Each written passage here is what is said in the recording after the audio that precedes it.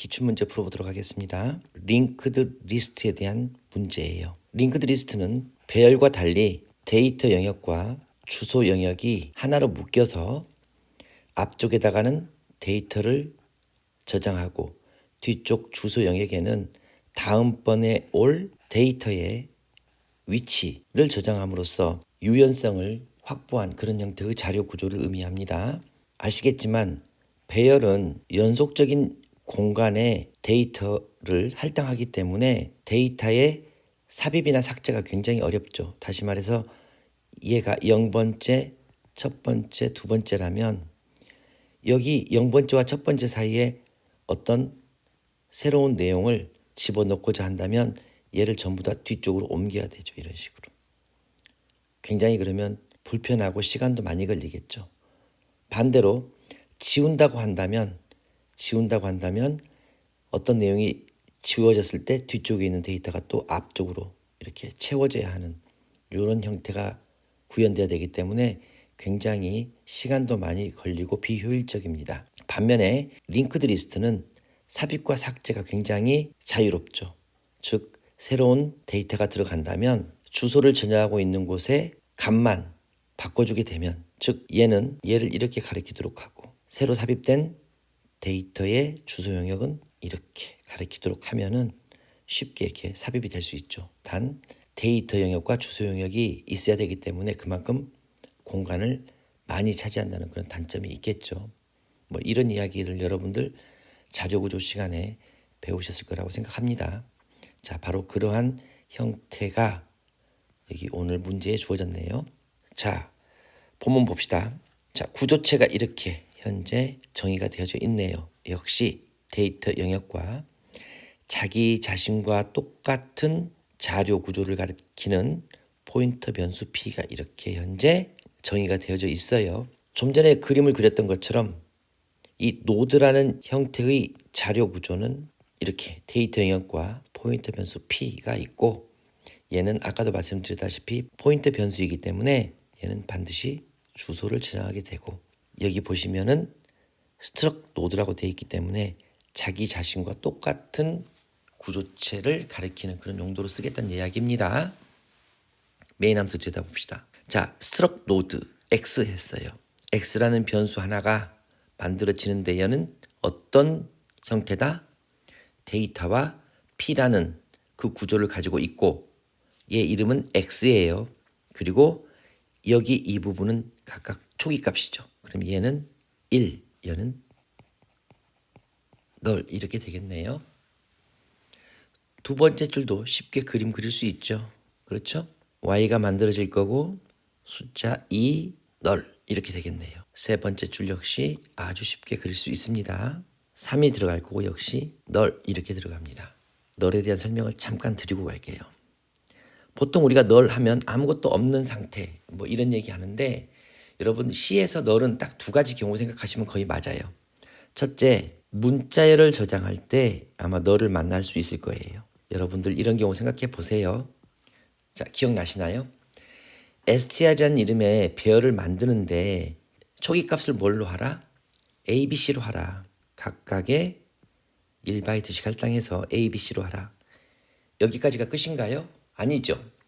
컴파일러가 반드시 하나의 캐릭터형 공간 하나, 즉 1바이트를 더 확보해서 마지막에 이렇게 널 문자를 넣어준다. 이렇게 배우셨죠. 자, 바로 이때 우리가 널이라고 얘기하는 부분이 바로 이 부분이죠. 널.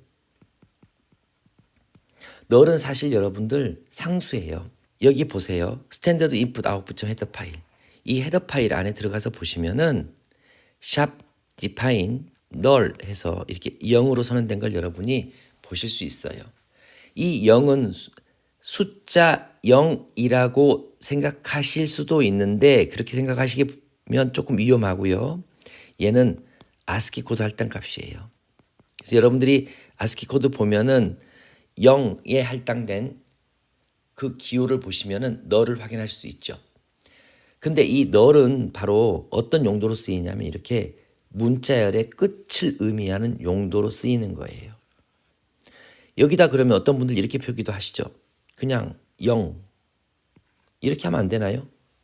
0이라고 쓰셔도 상관은 없어요. 단 얘는 어느 경우에 문자열을 저장하는 경우에 0이라고 쓰셔야만이 널과 똑같은 의미를 지니는 거예요. 지금 여기 보시면 제가 하나하나의 문자에다가 이렇게 작은 따옴표 하나씩 붙였잖아요.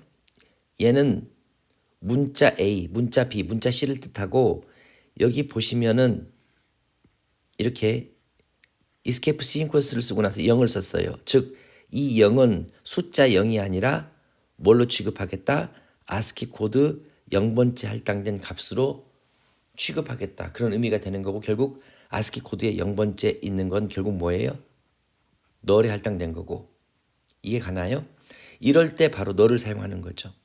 그래서 여러분들이 프린트 F문에서 %s를 사용했을 때 바로 이 주소가 있는 곳에 가서 그 내용을 출력하되 누구를 만날 때까지 출력하라? 널 문자를 만날 때까지 출력하라. 이런 의미로 이렇게 끝을 의미하는 기호로 사용하게 되는 거죠. 아시겠지만 한 가지 더 설명드리자면 while문 사용하실 때 이렇게 어떤 값이 널이면 이렇게 쓰셔도 되고 또 어떤 값이 문자열의 끝이면 다 똑같은 의미죠. 또는 어떤 값이 0이면 이렇게 쓰더라도 전부 다 문자열의 끝을 의미하는 기호로 이렇게 쓰여진단 말이에요.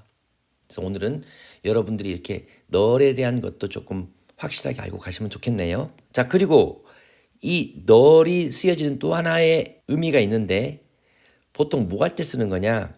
포인터 변수 초기화할 때 쓰신다고 생각하면 돼요. 포인터 변수 초기화.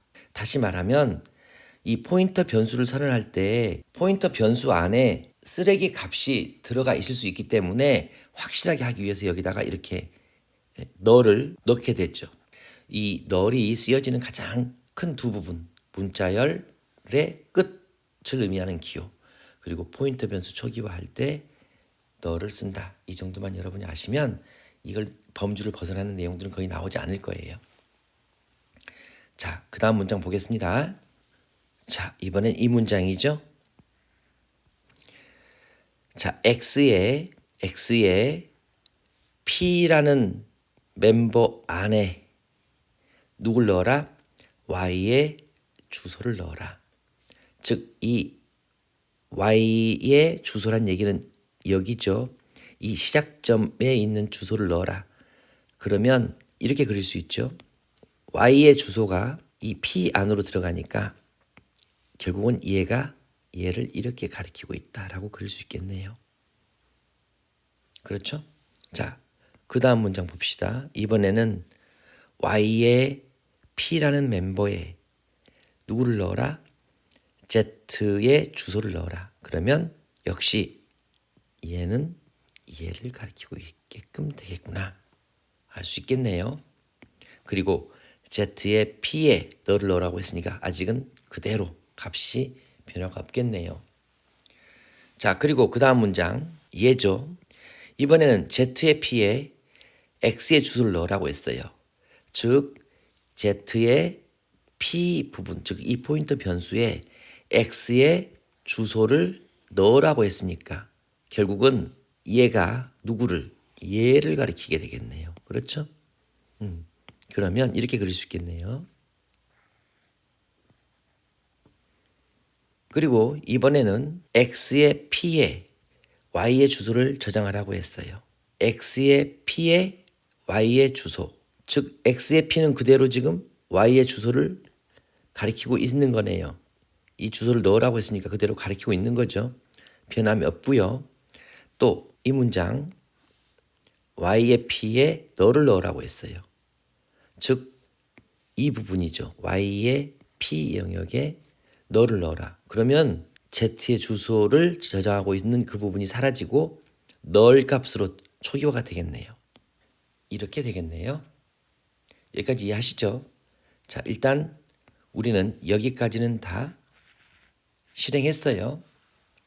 자, 그 다음 문장 봅시다. 노드라는 스트럭 구조체 노드라는 구조체를 가리키는 용도로 헤드라는 포인트 변수 하나를 선언했어요. 그리고 거기에는 Z의 주소를 넣으라고 되어 있네요.